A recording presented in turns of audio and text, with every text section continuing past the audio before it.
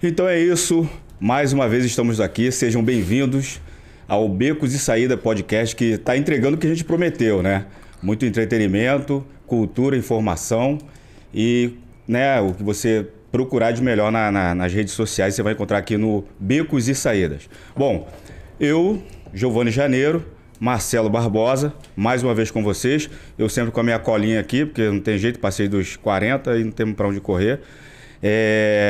Como sempre a gente agradece, sempre a gente vai fazer isso, agradecer a você que está fazendo o nosso podcast crescer cada vez mais, né? Com seus comentários, com seus likes, com a sua inscrição aí no YouTube. A gente sempre agradece a você e agradece também sempre o convidado anterior.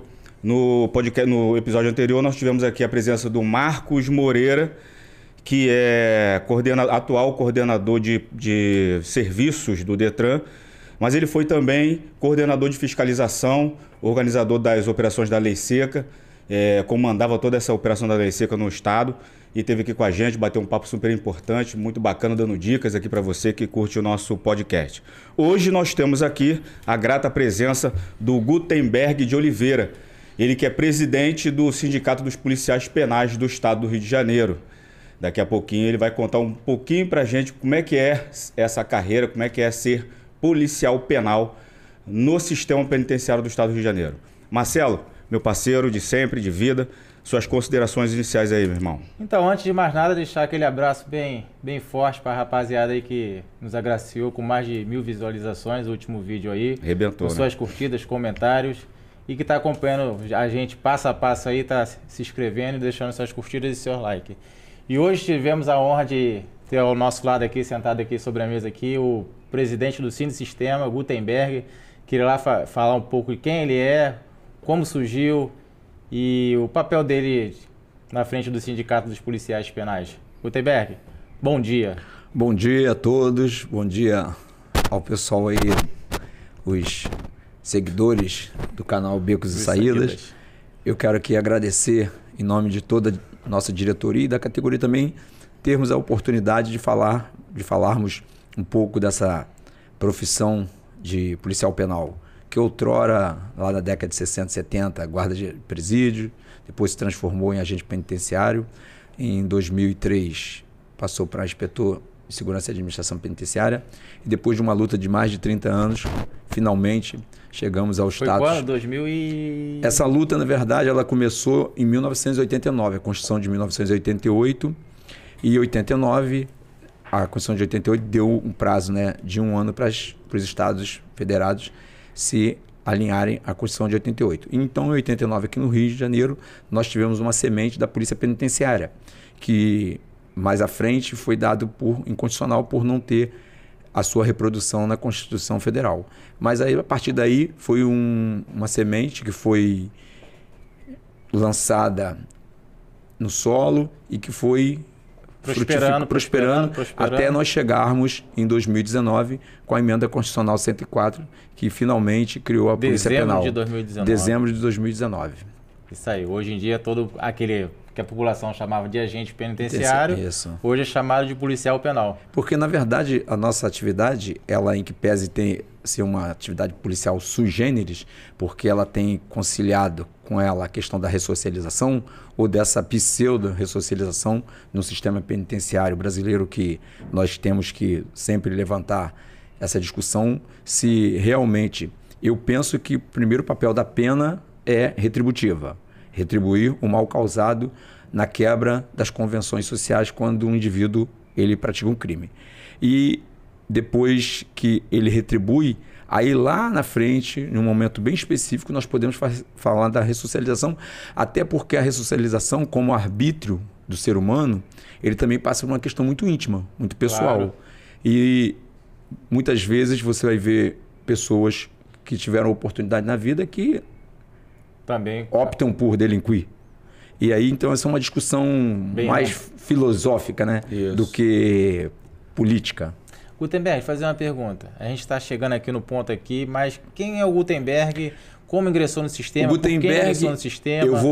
Por que foi ser sindicalista? Isso. Por que disso tudo? O Gutenberg foi um jovem que começou a trabalhar aos 12 anos numa empresa de informações forenses que fazia formações forenses, intimação, de escritório, no centro do Rio de Janeiro. E logo depois fui trabalhar no Banco Real aos 14 anos. E dos 14 aos 22, eu trabalhei no Banco Real com um intervalo aí de 1 ano de exército. Eu servi o exército no ano de 88, 89. Foi o exército? Aí, quando eu voltei para o banco, e aí começou, na verdade, foi no governo Collor. E aí você, naquele momento, no final dos anos 80, nós já víamos a questão da quebra da continuidade do trabalho pela informatização dos bancos. Então, quando eu voltei, já tinha um processo acelerado de informatização dos bancos e os bancos começaram a dispensar. Em 92, eu fui desligado do Banco Real aos 22 para 23 anos e aí senti o peso das costas sobre meus ombros, que foi o desemprego, apesar de eu não ter família, não ter filho, não pretender... Sonhos. Mas tinha pretensões, era praticamente, trabalhava desde cedo, aquilo ali pesou muito sobre a minha consciência e meu estado de espírito. E aí eu montei um comércio, um trailer, e engraçado que nesse trailer eu conheci uma pessoa, e era numa área um pouco complicada, que era a área de porto, estaleiro, essas coisas. E aí eu conheci um agente penitenciário, mas eu não sabia que ele era agente penitenciário. Ele chegou no balcão do trailer e pediu uma cerveja e um Dreyer. E aí, ele com um biotipo meio esquisito, mas eu estava acostumado com aqueles biotipos esquisitos da região. Pareceu um estibador. Isso. E aí ele, ao final de ter bebido a cerveja e bebido o Dreyer, à noite, por volta de umas 10 horas, ele falou... Eu era muito novo, e ele falou assim, e aí, tem condições de eu te pagar isso aí depois? Aí eu sempre tive muita personalidade, sempre tive muita postura. E aí eu falei para ele assim, olha só, você bebe a cerveja, toma o Dreyer e depois de beber, você diz se dá para pagar? Eu não compro nada aqui fiado, tudo que eu compro aqui é no dinheiro. E eu não acredito que você bebeu a minha cerveja e o Dreyer e você não está com dinheiro no bolso para pagar. Mas falando com firmeza. Aí ele chegou para mim, quantos anos você tem? Eu falei, eu tenho 22 anos. Aí ele falou, pô, tu tem personalidade, hein? Eu falei, eu tô trabalhando, tô ganhando a vida dignamente. Tô trabalhando, então isso aqui, nada aqui foi dado, tudo aqui foi comprado. Então eu tenho que vender e receber o dinheiro. Aí ele falou assim, você daria um excelente agente penitenciário por causa da sua personalidade. Falou. Aí eu falei... Aí ele foi e pagou. Pagou, foi embora. Aí esqueci. Passou semana seguinte, aí eu gravei a fisionomia, ele veio. Aí ele chegou para mim e falou assim, e aí, tudo bem? Eu falei, tudo bem. À noite também. Posso beber uma cerveja, tomar um Dreyer aí, te pagar depois? Eu falei, agora você está me dando a oportunidade de te falar não. Aí ele, pô, não. Agora você está me dando a oportunidade de falar não. Difícil, você só vai beber se você tiver dinheiro. Aí ele ficou assim, aí eu falei assim, não. Abri a cerveja, botei o Dreyer, ele bebeu. Aí eu falei, qual o seu nome? Aí ele perguntou meu nome. Ah, meu nome é Gutenberg. Aí eu meu nome é Gutenberg. Eu falei, você vai dar um acidente. Por quê? Sou agente penitenciário, trabalho ali no Romero Neto. Era uma unidade de Niterói feminina. Ele arribava pra... Ia longe, ele arribava. Não, ele é Niterói. Meu trailer era Niterói. Era ali perto do moinho. Do moinho de Niterói. Aí eu falei, tá arribado, né? Aí ele falou, porque o quartel, né? Essa linguagem, gente tem linguagem. Tá arribado. Ele, pô, falei, aí ele riu, não sei o quê. Aí ele falou, não, cara, tu tem postura, isso daqui. Aí começou a conversar. Aí falou, ó, eu te pago no meu pagamento. Tá tranquilo. Tem que confiar em alguém. Não existe vida sem confiança. Claro. Aí ele, pô, tu é safo. Eu falei, tem uma vida, né? Aí, vambora. Aí, chegou no pagamento lá e me pagou. De vez em quando ele passava lá. E começou a contar a história de cadeia, não sei o que, mas muito trabalho. Às vezes eu conversava, às vezes não. E aí, um dia, muita apurrinhação lá. E eu falei, não quero isso pra mim, não. Eu tava pretendendo, eu já entrando na faculdade, estava entrando na faculdade, a Bennett. Aí passei o trailer. E estava um dia em Niterói. E aí, tô andando rápido, bateram nas minhas costas, era ele. Igor Temper, cadê você? Cadê você? Não tá mais no trailer? Eu falei, pô, passei aquilo lá, cara, tô na faculdade, não sei o quê, quero uma vida melhor pra mim, não sei o quê. Aí ele falou assim, pô, cara, tá aberto pro próprio DESIP, 7 salários mínimos. 7 salários? 7 salários mínimos. Caramba, hein? Aí eu falei assim, aonde que é essa inscrição? Aí ele falou, pô, num colégio aí perto do... Ele não é de Niterói, não. Perto do Mercado de Peixe. Ele falei, pô, Mercado de Peixe só tem um Ralph Dal. É esse colégio aí mesmo. Eu falei, eu estudei lá dos 7 aos 12 anos. Caraca. Aí, saí ali, fui fazer a inscrição. Isso era uma quarta-feira, a inscrição fechava na sexta. Aí, nisso, fiz minha inscrição, chamei mais 2 amigos meus, né, de adolescência, para fazer a prova. Não, tem que trabalhar em cadeia, não. Que cadeia? Pô, cadê sinistro? Cadê? Vou trabalhar, cuidar de preso, cuidar de vagabundo. Falei, meu irmão, cada um sabe de si. Eu fui lá, fiz a prova. E passei e fui para a escola de gestão que era aqui que era lá no Cais do Porto. E eu digo que depois de 29 anos, eu não tenho dúvida que foi a melhor coisa que eu fiz na minha vida. Pô, bom. E por que eu falo que é a melhor coisa na minha vida? Avaliando as circunstâncias de país que nós vivemos. Eu gosto muito de economia, gosto de política, então eu acompanho a vida política do Brasil desde menino, e eu sou precoce. Então, avaliando a realidade de 220 milhões de habitantes, mas principalmente os que estão na minha linha para baixo, eu me vejo um privilegiado. Com certeza. Então, eu valorizo muito. E quando cheguei no sistema penitenciário, eu vi um estado de coisas horripilantes. E eu olhei e disse para mim mesmo que nesse lugar só teria uma saída. Trabalhar para melhorar. Melhorar esse lugar era a única saída, porque era muito ruim, muito hostil. Isso foi uma questão mental. Na época já era super lotado? Já era. Não, na época o sistema, quando eu entrei, eu vou te falar especificamente, o sistema penitenciário do Rio de Janeiro, no ano de 1994, tinha 10.500 presos. Todo o sistema?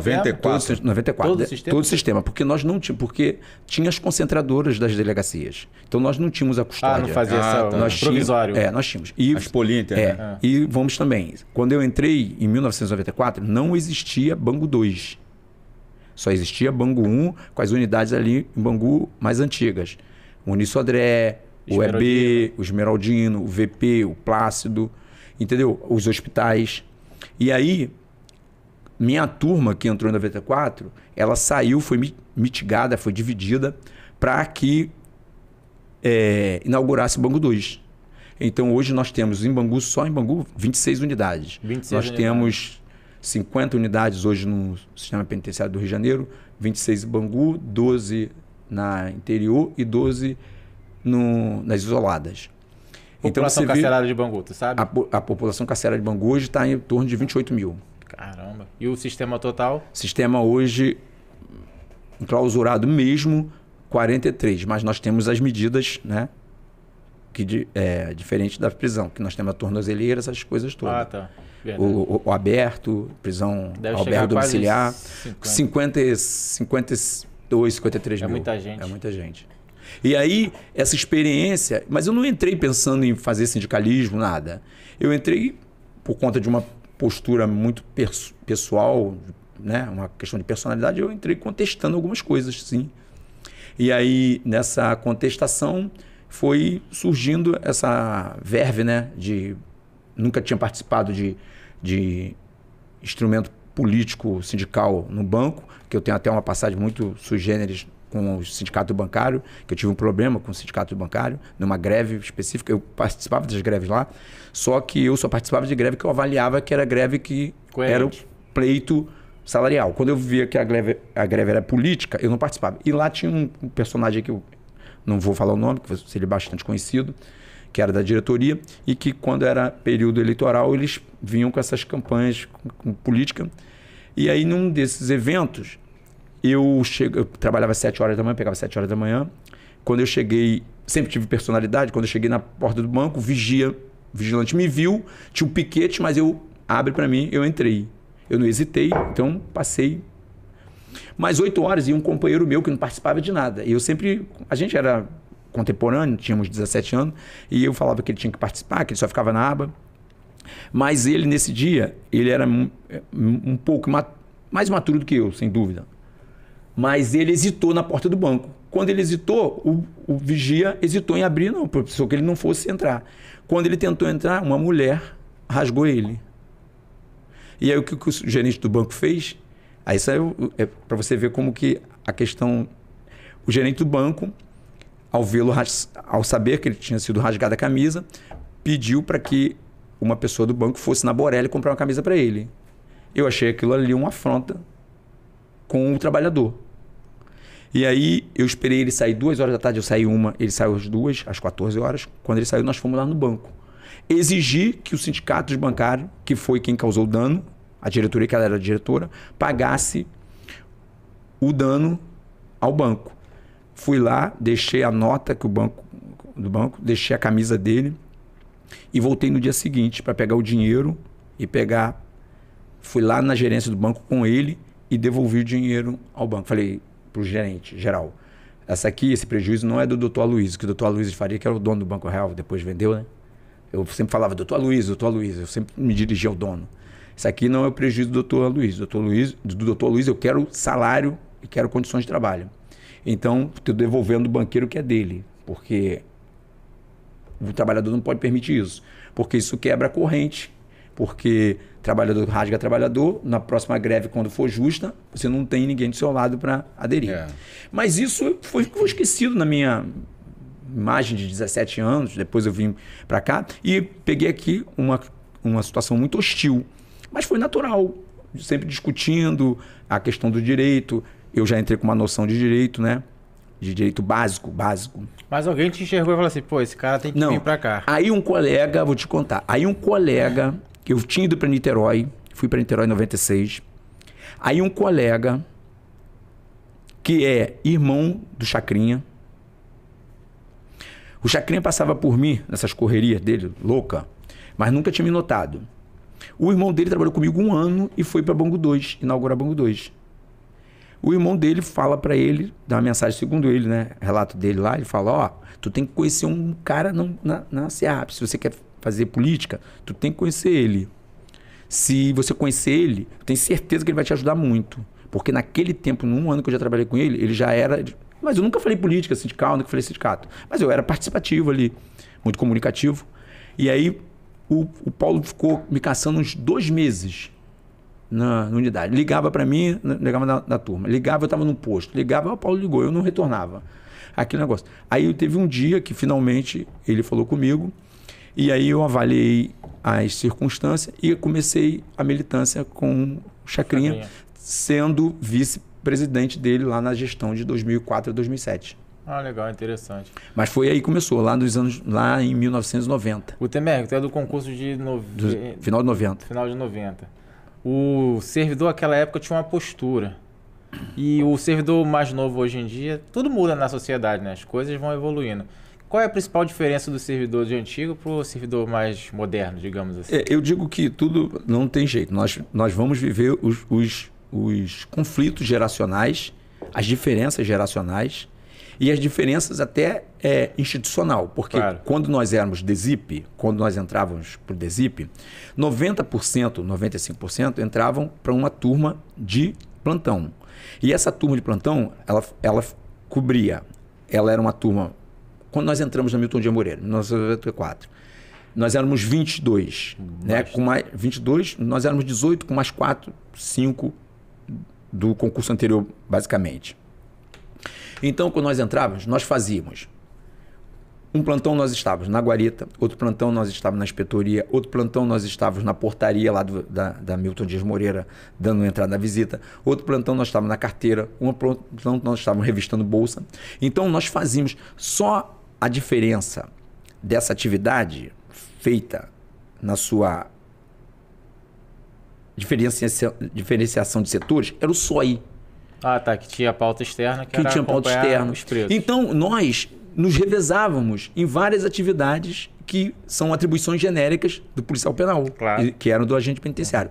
Ou seja, então nós um dia estávamos em um lugar, outro dia em outro. Nós compreendíamos os setores ou as atribuições melhor. Hoje, a partir do momento em que você passa hoje 2, 3 anos numa atividade de unidade prisional, um exemplo, onde tem a GPU, Isso. você não faz aquele trabalho de portaria. Já delega a outro. Você delega a outro. Então, isso faz com que você não viva aquilo. Aquela realidade. E não vivendo aquela realidade, de repente você vai ter uma visão míope do que seja o trabalho do colega. Ou seja, o colega está ali cumprindo um papel que, se você tivesse, teria que cumprir. Se você não cumprir, você corre sério risco de se omitir, de prevaricar. Ou seja, de fazer com que coisas que não podem passar ali, passem. Então, qual é a grande diferença? Eu vejo essa diferença de você ter empatia pelo outro a partir do conhecimento do que o outro faz. E esse conhecimento nós tínhamos. Hoje isso está muito mitigado, porque a partir da SEAP nós fomos divididos em vários setores, GPU, muralha, turma de plantão, e todos nós. E ninguém fez concurso para muralha. Ninguém fez concurso para... Nós fizemos concurso para policiais penais. Para atividade fim. Para atividade fim. Em tese, né? Hoje nem podemos falar tanto isso. O colega, muitas vezes, até por uma questão de necessidade, ele passa pela atividade fim. E muitas vezes passa pela atividade fim sem conhecer a inteireza das suas atribuições genéricas, que são atribuições genéricas. Antes nós fazíamos mais atribuições genéricas. E antes também, por nós termos 2 complexos, o Milton Dias Moreira, né, complexo da Frecaneca, e Bangu, e por essa efetividade se dar em um ambiente mais compacto, que eram as turmas que fazíamos tudo, a categoria era mais unida por natureza. E será que é por isso que o nome DESIP ecoa ainda tão longe? Sem dúvida nenhuma. Porque ninguém conhece policial penal nem... Sem dúvida nenhuma, porque o colega ele não se apresentava como JIT, como SOI, como essas questões específicas. Ele, como eram os carros dos DESIP que trafegavam na rua, então ele se apresentava com DESIP. E é aquele negócio, eu várias vezes, você é DESIP?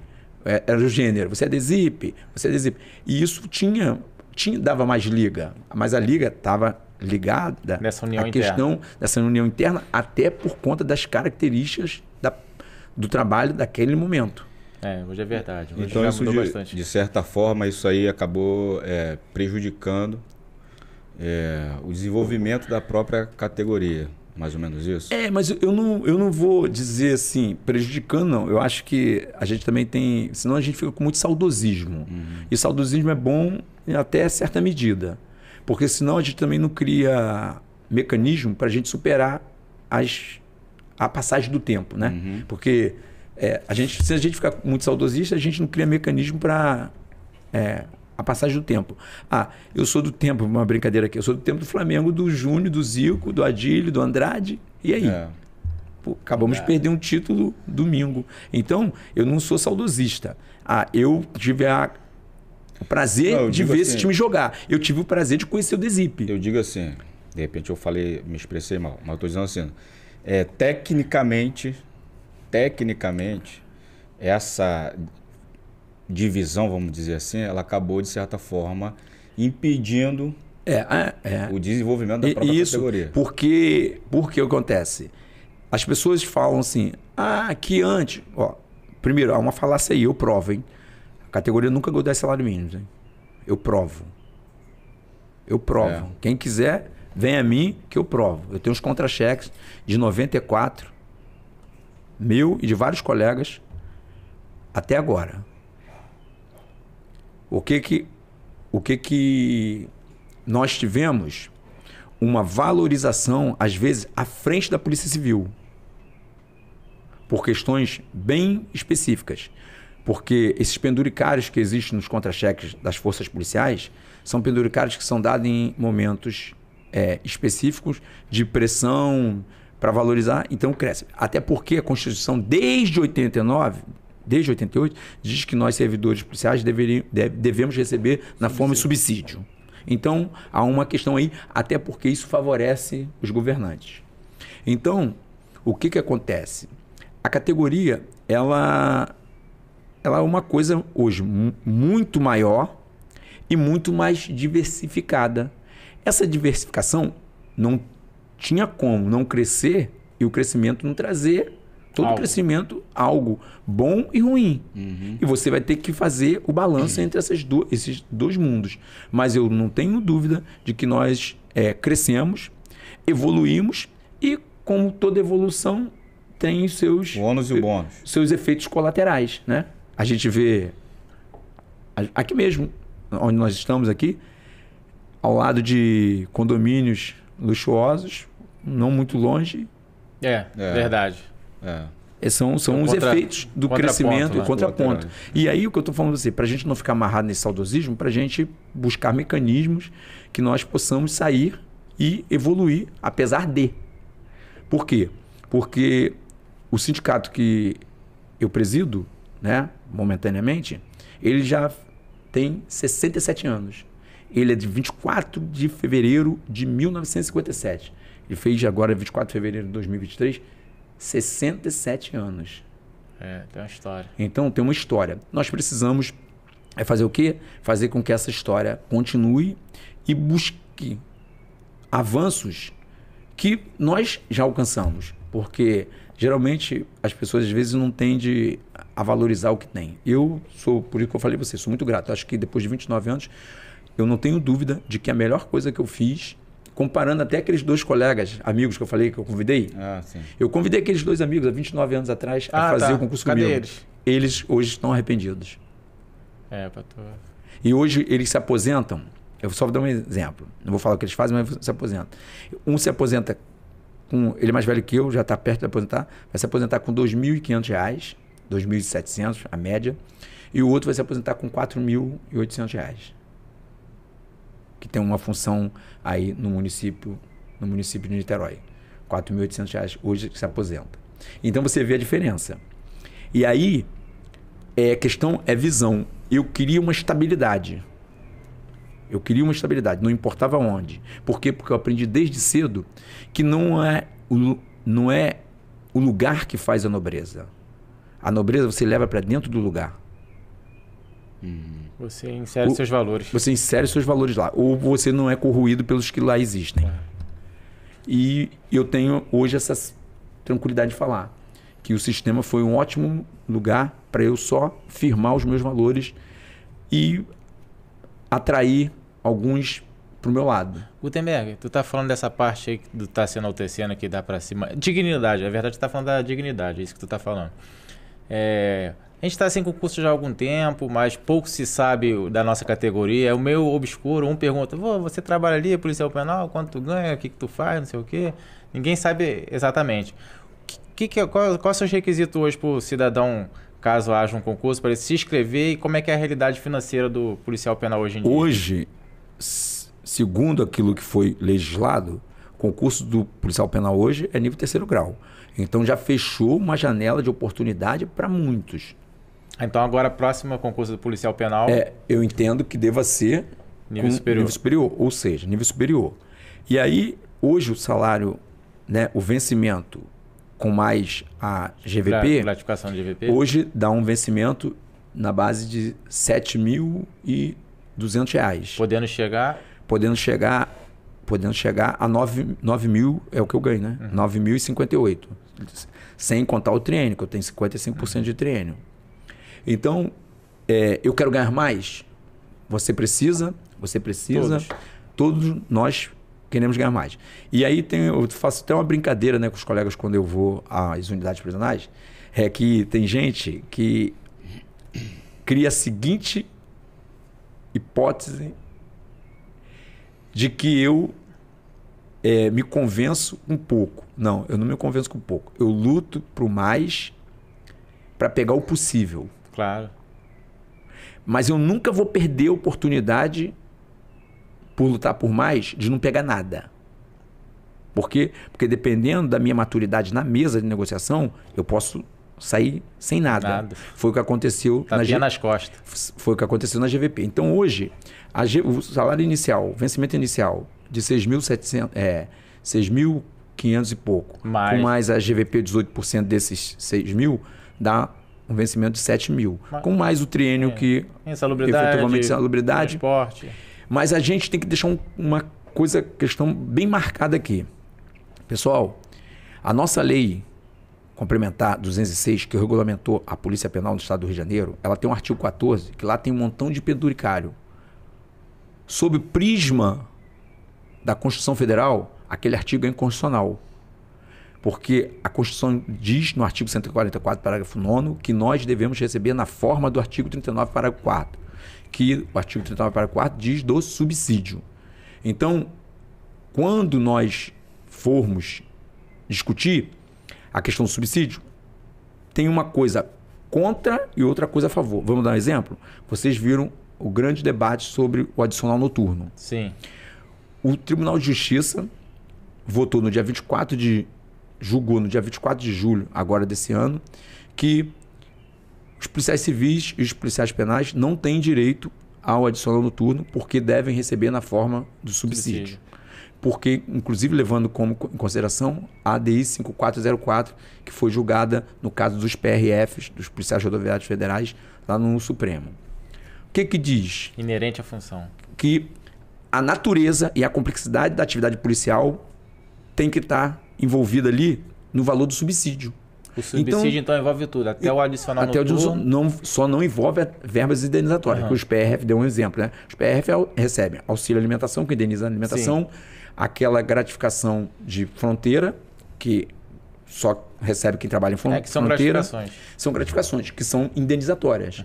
Então, e hoje um PRF, ele recebe 18 mil de subsídio de teto final, com a reposição aí, o reajuste 9%. Que o governo deu agora de 9%. Então, na categoria, há muita fala sem fundamentação. É o desconhecimento. Mas isso aí é por conta também da questão política. Eu quero ganhar o melhor salário. Eu quero as melhores condições de trabalho. E entre falar algo e fazer para que isso aconteça, eu prefiro fazer a falar. Porque falar, todo mundo fala, Zap funciona. E nós aqui, eu sou o cara que começou praticamente, na minha geração, a luta da Polícia Penal e terminou a luta da Polícia Penal. Foi até um bom adendo.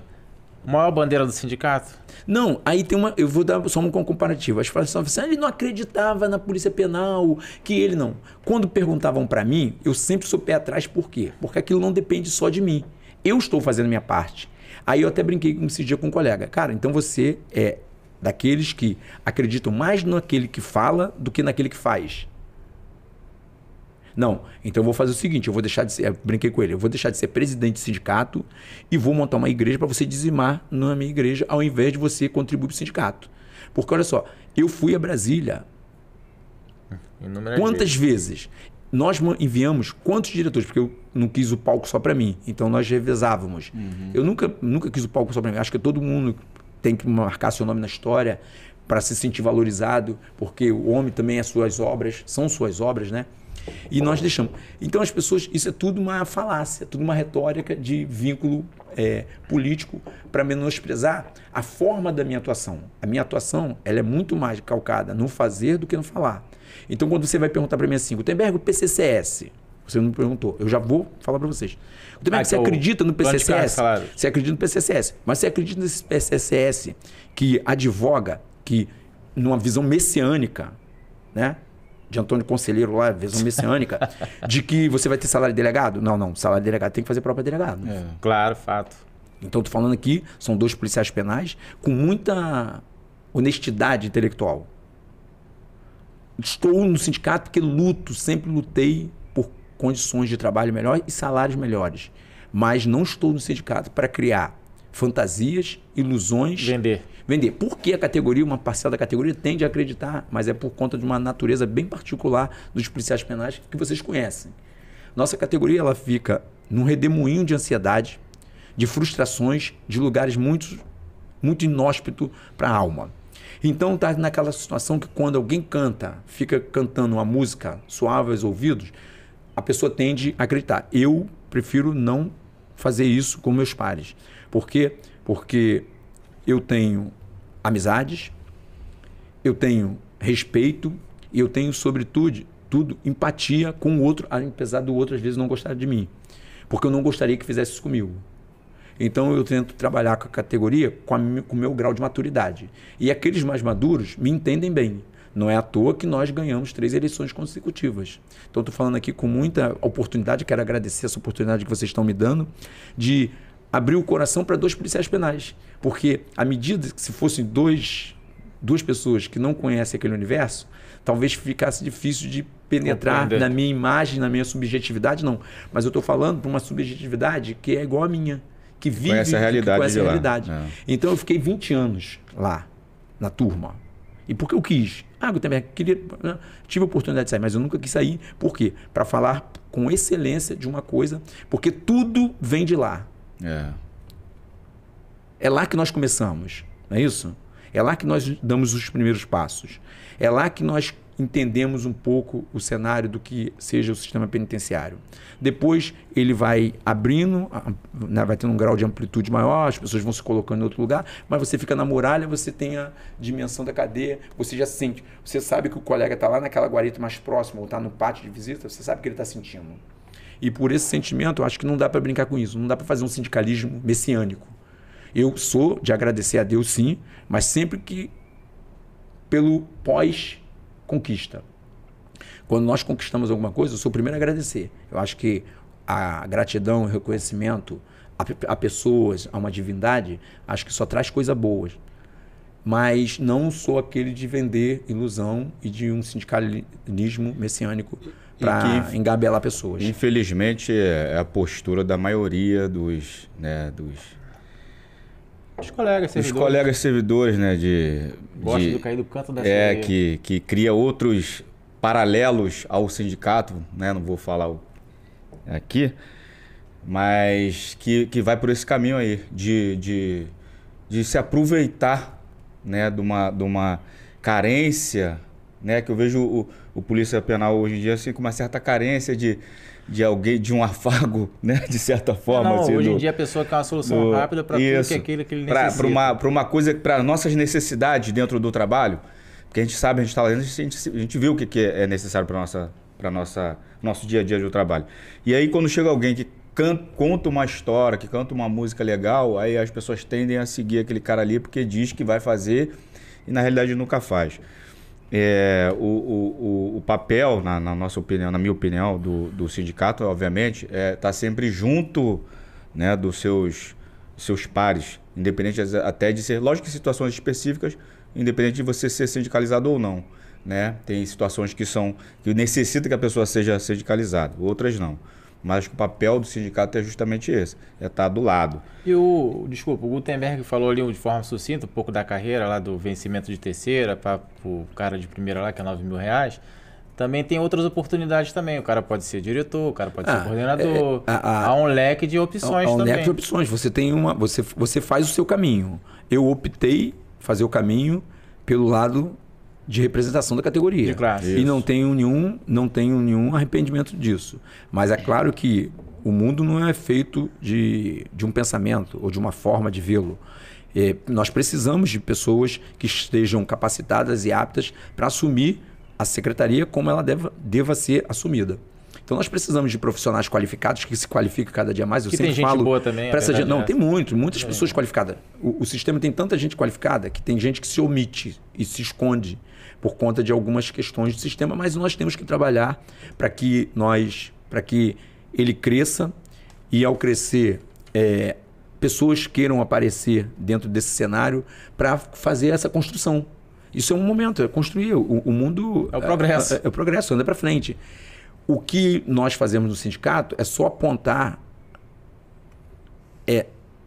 com muita responsabilidade soluções para o que tem soluções, ajudar a remediar o que tem que ser remediado. Então tem grandes conflitos na SEAP que tem que ser remediados pelo sindicato. E tem grandes conflitos na SEAP que podem ser apontados e nós apontamos a solução porque nós conhecemos, porque nós sabemos que são detalhes. Mas nós sabemos que a SEAP também, ela quando foi criada em 2003, ela foi criada também com uma visão baseada na distorção política que opera dentro do Rio de Janeiro. Verdade. Nós sabemos que dentro do Rio de Janeiro, vou falar do Rio de Janeiro que eu conheço bem. Conhecemos um pouco. Vocês conhecem. a operacionalidade das instituições públicas, principalmente do Poder Executivo, vou falar do Poder Executivo, ela opera para uma engrenagem. E a SEAP vem servindo essa engrenagem muito bem ao longo desses anos. Eu não estou falando nada que eu esteja imputando fato novo a pessoas. Isso são questões públicas e notórias, de que a SEAP é um grande arcabouço de um orçamento que cuida ou deveria cuidar do sistema penitenciário e que é usado da mesma forma com que se faz com os orçamentos da saúde, que cuida de cidadão, com a educação, que cuida de criança. Isso pode virar uma secretaria que é para. E aí você vê, se faz o que fazem na saúde, se faz o que fazem na educação, tu imagina lá onde mata, esfola e joga todo mundo fora e bota fogo lá. E eu tenho um exemplo até, né, muito emblemático do que a sociedade pensa sobre o sistema penitenciário, que eu tenho um amigo que ele tem uma situação financeira muito boa, e a gente um dia conversando no lazer, ele chegou para mim, Guti, sabe quanto ele me chama de Guti? Guti, quer saber uma coisa? Pô, lá, poderia pegar aquilo lá, é muita despesa, poderia pegar aquilo lá e jogar gasolina por cima e tacar fogo. Aí eu falei, pô, meu amigo, calma. Pô, mas vai tacar fogo em mim, eu vou estar lá. Pô, eu e várias pessoas que estão ganhando a vida dignamente, os colegas que eu conheço, vários colegas profissionais, pô, íntegros. Aí ele me pediu desculpa. Pô, falei sem pensar. Falei, pô, e se você tivesse alguém de você lá, você certamente ia mudar essa concepção. Então as pessoas falam essa questão dessas questões aí, que mata, esfola, acaba com tudo, como se isso fosse dar solução. Dar solução para o problema. A sociedade tem até uma coisa que é um pouco distorcida, que é esse auxílio reclusão. A sociedade pensa que o cara matou, tá com fuzil no morro, já ganha auxílio reclusão. Foi preso, vai ganhar treta de internet, desinformação, fake news. Auxílio reclusão. Agora teve uma modificação do auxílio reclusão aí pela MP 871, a lei 13.000, acho que é 13.846 de 2019, que a MP foi transformada na 13.846.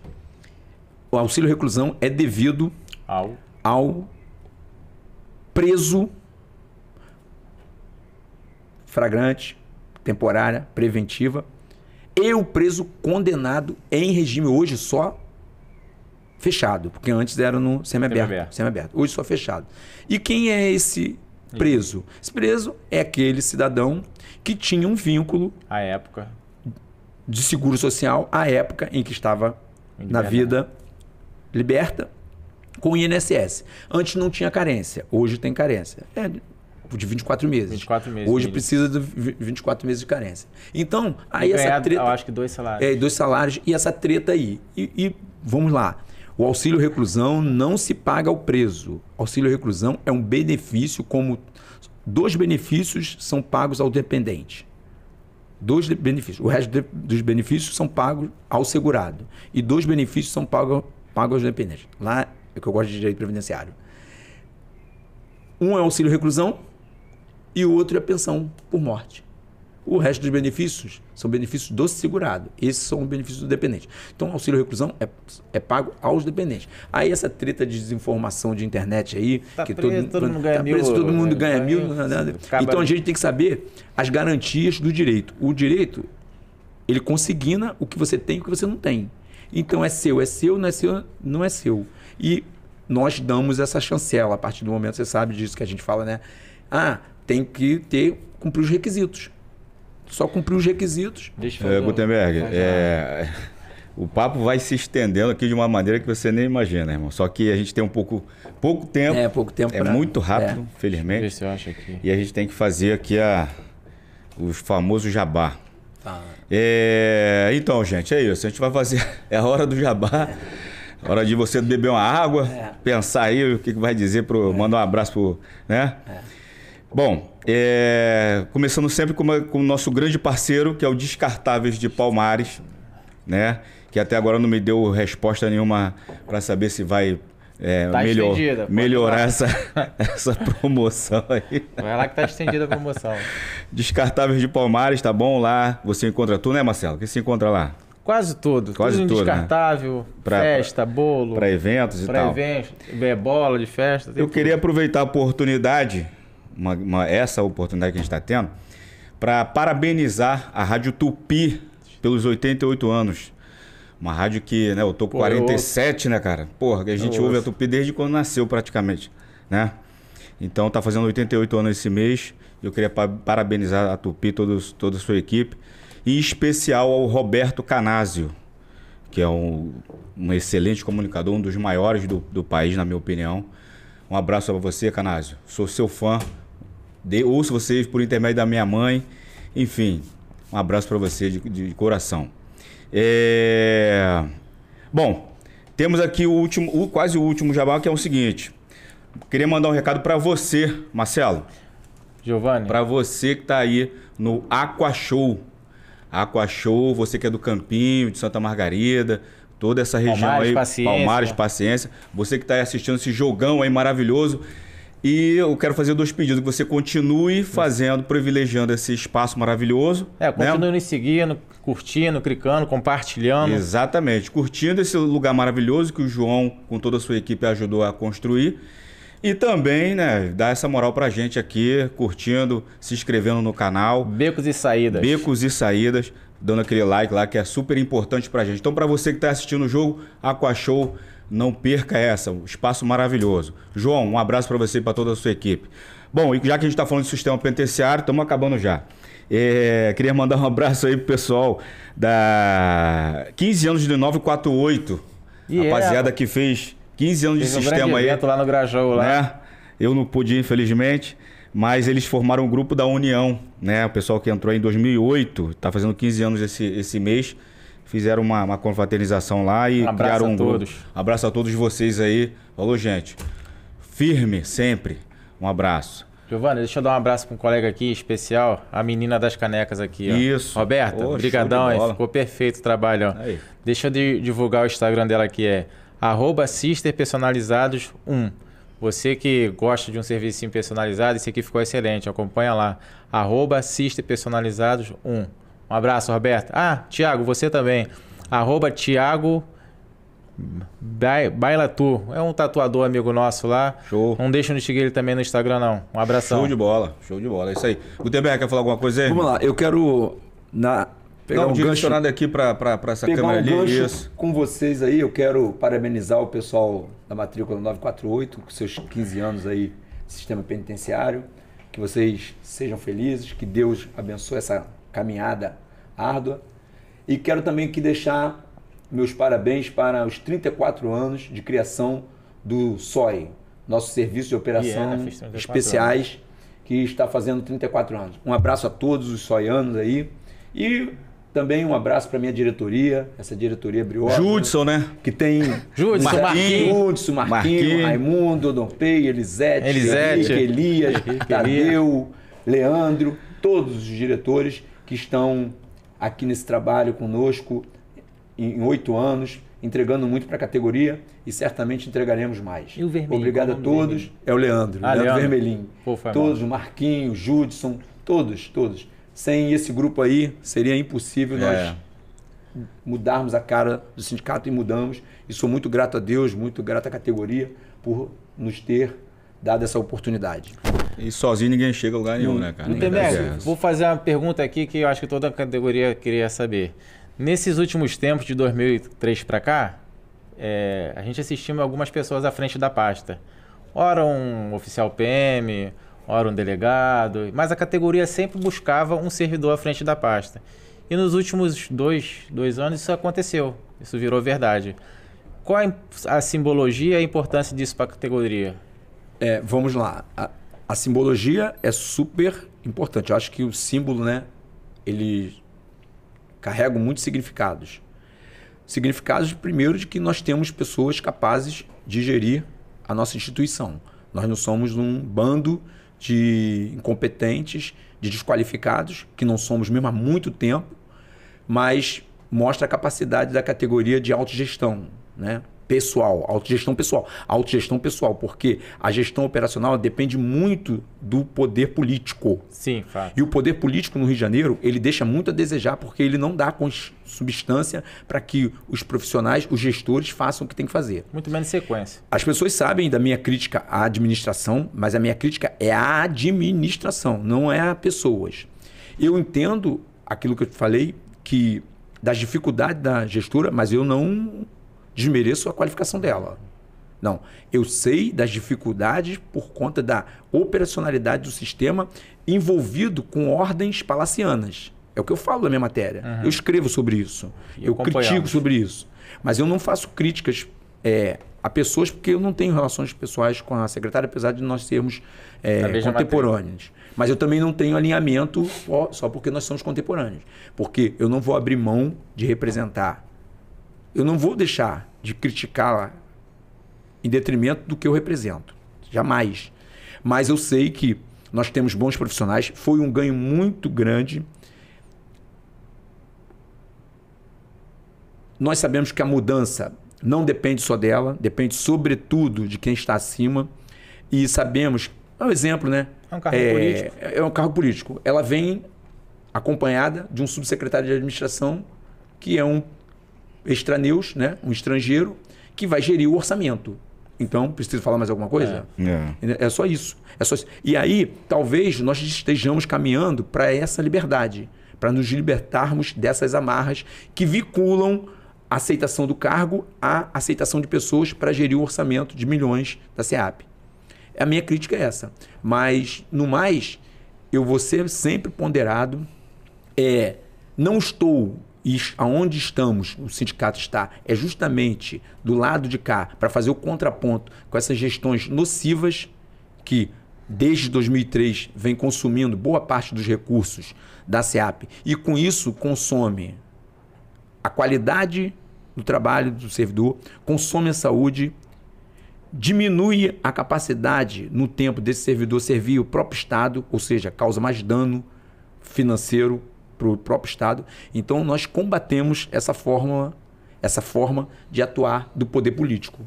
E eu, como tenho um poder político mesmo que limitado, eu vou confrontar com isso, mas com muita sabedoria, com muita prudência, não falar besteira, falar aquilo que nós conhecemos. E nós conhecemos um pouquinho do sistema penitenciário. Uma coisa que vem trazendo um pouco assim de felicidade aos servidores é a falta do efetivo, um pouco pequeno. Mas podemos notar aí que teve um diário oficial que publicou 700 convocações para um TAF.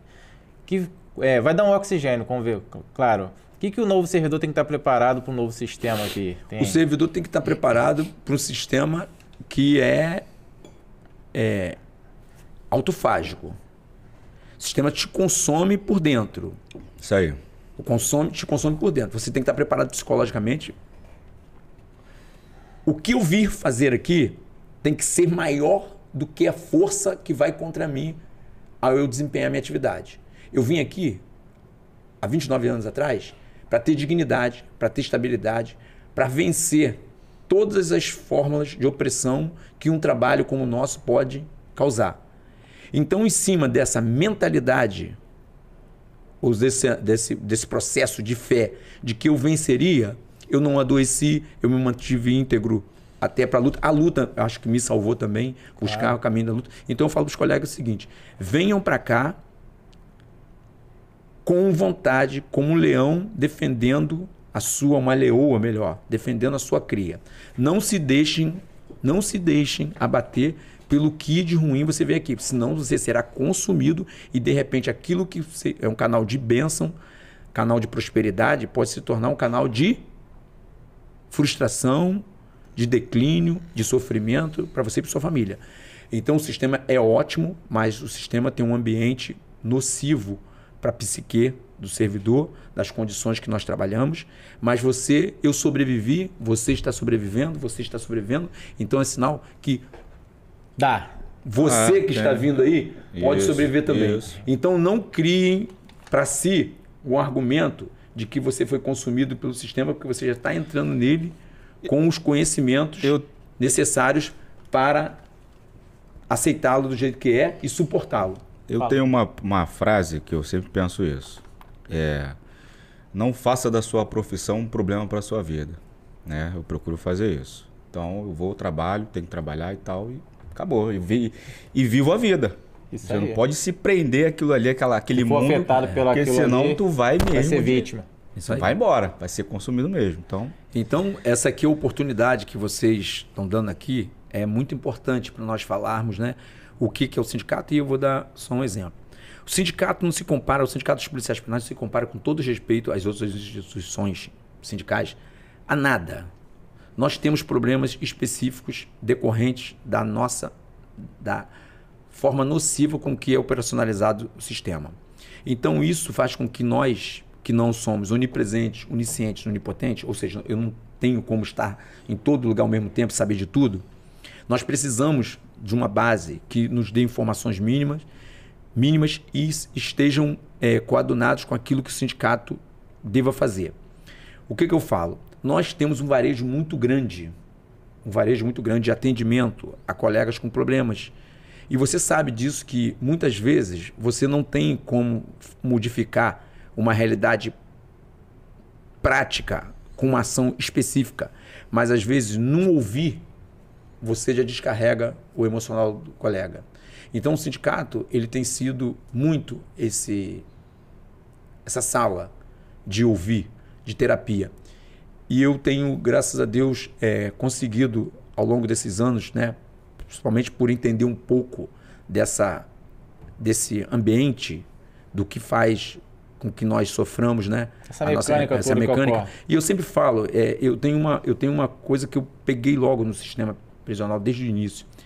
Eu não consigo conceber, e acho que até me blindou, eu não consigo conceber não ver sofrimento no outro, independente do que ele tenha feito, quando eu detecto que é sofrimento. Porque isso é empatia, e isso faz você se precaver faz você compreender melhor a si mesmo através da dor do outro. É um sindicato mais humanizado. Quando eu vejo a categoria sofrer, quando tem um problema, eu posso, onde está, meu telefone tocou, eu saio para resolver. Se eu estou conversando com o pai, dependendo da situação, às vezes vem código, mensagem cifrada, a forma como o colega se expressa, e tem essas questões. E eu acho que nós temos que estar com o coração e com os ouvidos abertos para fazer essa intervenção. Agora, Gutenberg, a gente tem pouco tempo e gostaria que você, olhando para aquela câmera ali, mandasse uma mensagem para os policiais penais. A categoria de modo geral. Eu quero aqui, primeiro, já tá encerrando já, agradecer ao Giovanni e ao Marcelo pela oportunidade de nós estarmos aqui com essa conversa franca e, sobretudo, muito leal, porque são 2 policiais penais que já têm conhecimento de causa e pode entender muito do que foi falado aqui. E, inclusive, as próprias indagações são indagações de policiais penais. Então, são respostas que estariam na sua boca ou em dúvida na sua cabeça. Eu quero falar para você, policial penal, que você pode acreditar que nós teremos dias melhores, mas dias melhores a partir de ações concretas, lúcidas e responsáveis. Eu estou já no abono de permanência com a maioria da minha diretoria e não desistiremos enquanto não tivermos uma valorização salarial que nos dê mais dignidade e dignidade à nossa família.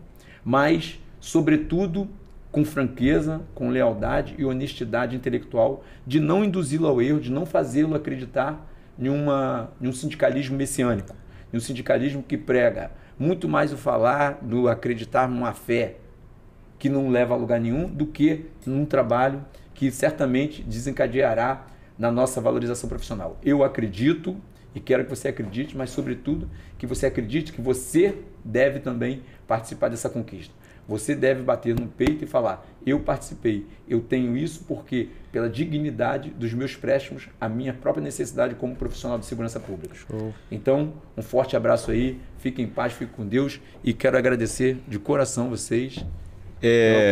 Marcelo, faz suas considerações aí rapidinho que eu vou fechar aqui de uma forma diferente. Pedindo de novo, não deixe de se inscrever no canal Becos e Saída. A gente necessita da sua curtida, do seu comentário e do seu compartilhamento.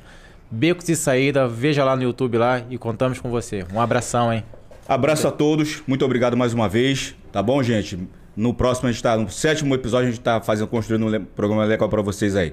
Um abraço a todos. Bom, vamos fechar de forma diferente. Você falou agora com os policiais penais. Você tem aí 30 segundos para falar para a sociedade o que espera dos policiais penais. Sociedade, pode ter certeza que a partir da construção de uma categoria digna, respeitada e responsável, nós poderemos fazer muito mais por você. Ou seja, fazer com que o cumprimento, a execução da pena seja uma resposta da sociedade para os criminosos e que nós possamos mantê-los lá com dignidade e tentar fazer com que eles voltem à sociedade um pouco melhor. É isso, irmão. Valeu. Um abraço. Abraço a todos aí. Fica com Deus, gente. Valeu. Valeu.